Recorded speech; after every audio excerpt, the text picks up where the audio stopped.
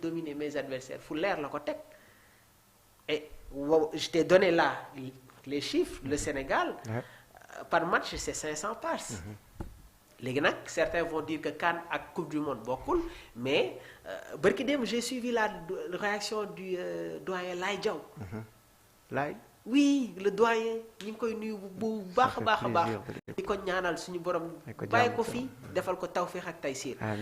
doyen nee na amaana si Coupe du Monde bi sax le Sénégal a beaucoup plus de chances de développer son football parce que équipe yu ñuy bokkal poule ñoom tamit ils jouent au football.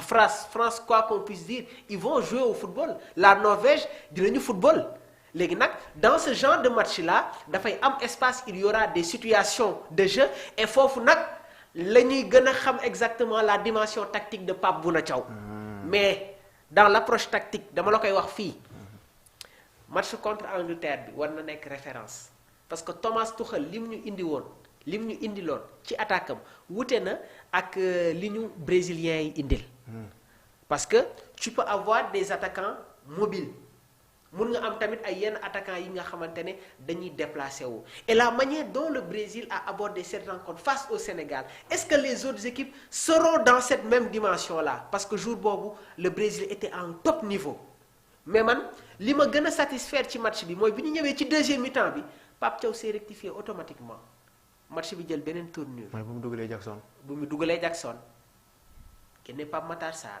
defaat ay quelques changements foofu tamit le constat qu'on fait mooy analyse ma def après match bi avant match bi laa ne face au Brésil le Sénégal ne doit pas aborder ce match-là sans Nicolas Jackson mais jamono jooju ñu bëri ñi ngi doon gis non Ismaïla Sadio Mané ak Iliman ñoom ñoo war a nekk ci kanam ma ne leen par moment il y a une logique tactique.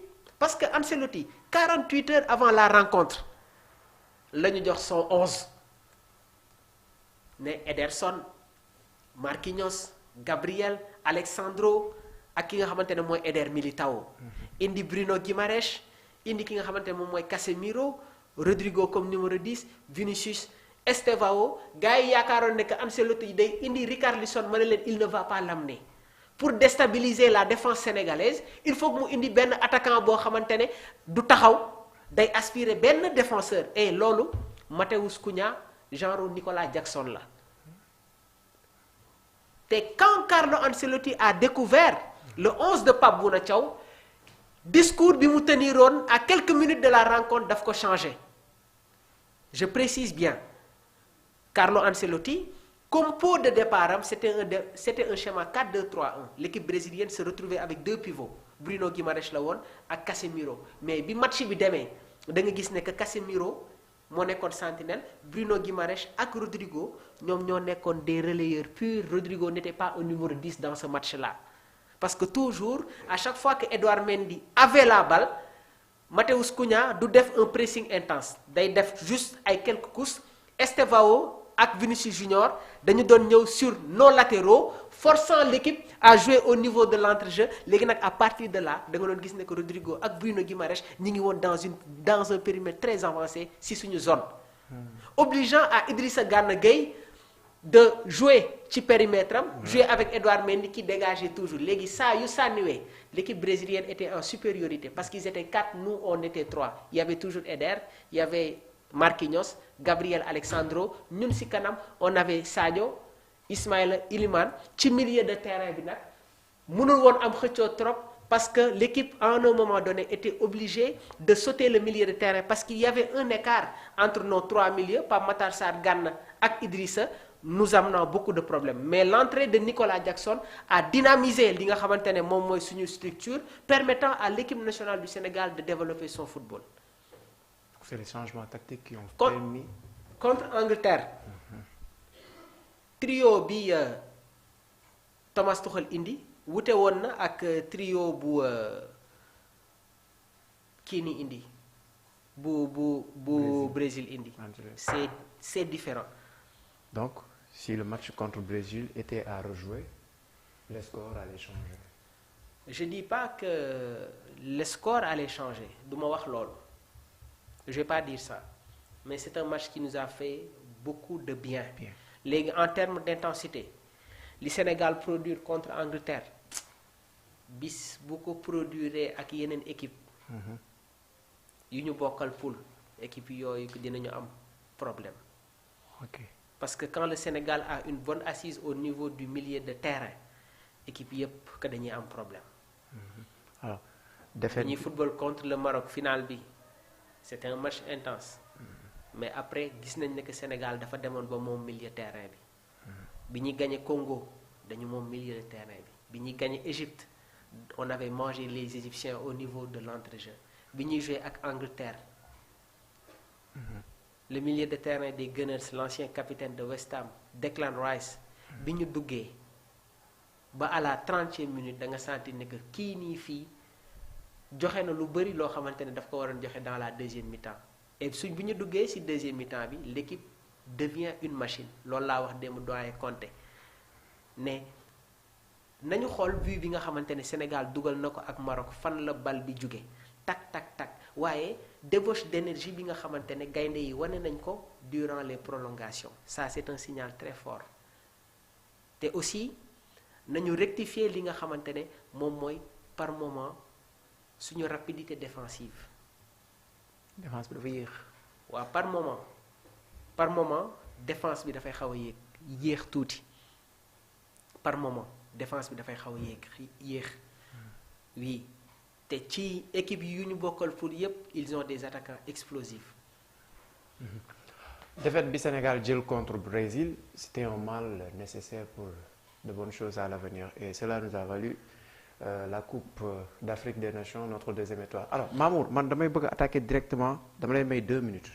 ci benn affaire bu ma ñor. waaw aspect psychologique vous êtes Pape Bouna Thiaw 2002 2026 24 ans plus tard. On se retrouve, premier match d'ouverture contre la France. Aspect psychologique typiquement, après avoir vécu ce genre d'événement.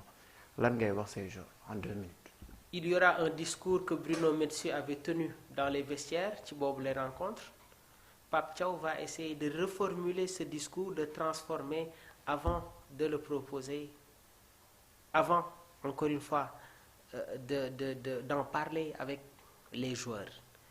Djibi genre question yi soo ma koy posé te may wax ma koy préparé mais lenn xam naa ko déjà ci ascendant psychologique bi Sénégal dafa jël les devants français yi amuñu jàmm de bërki démb rek j'ai vu l'équipe ñi ngi waxaat ci ñun la France a des problèmes nous avons des problèmes face à cette équipe sénégalaise et man Didier Deschamps j'en suis certain que ba tey xamul la manière dont il doit aborder ce match-là face au Lion. Parce que man gëm naa ne que match boobu noonu dinañ ko aborder ak détermination dinañ ko aborder ak caractère et c'est des joueurs qui se connaissent amaana am na ñenn ñoo xamante ne sax football nañu ci catégorie jeunes yi et la France a des incertitudes au niveau de son milieu de terrain. France su demee bay compter waat ci N'Golo Kanté c'est significatif. Aurélien Tchouaméni il est au Real mais il ne répond pas aux exigences du club madrilène. Tu es Koné par moment moom la par moment du moom maanaam force France 2018 dama koy wax tout le temps seen milieu la woon. waaw avec les Mbappé. 2022. Pogba. On a vu une équipe de la France avec beaucoup d'individualité collectif bi xawoon na des tuuti et la France prend des buts. surtout. France day jël but et France seen charnière bi dañu xaw a diis. Ibrahim Konaté Upamecano William Saliba donc genre défenseur yooyu noonu un attaquant comme Nicolas Jackson va leur faire du mal parce que saa yu génnee c'est-à-dire défenseur man li may gën a bàyyi xel mooy sa agilité ta capacité de réaction soo defee action nan ngay répondre automatiquement soo daanuwee nan ngay jógee waa ji su la yóbbuwee nan ngay comporter wooy c'est des détails yi nga xamante ne on n'en parle pas mais c'est très important Upamecano il fait entre 1m86 ba 1m88 mais c'est un défenseur très costaud William Saliba il dépasse les 1m90 mais moom moo gën a am une agilité par rapport aux autres défenseurs centraux français Jules Koundé mooy nekk fële ndax Didier Deschamps dafay miser waat ci Théo Hernandez qui joue à Al Hilal c'est un point d'interrogation xawma mais man moom gëm naa ne que s'il n'y a pas une bonne structure entre la défense et le milieu de terrain français, l'équipe nationale du Sénégal peut faire très mal.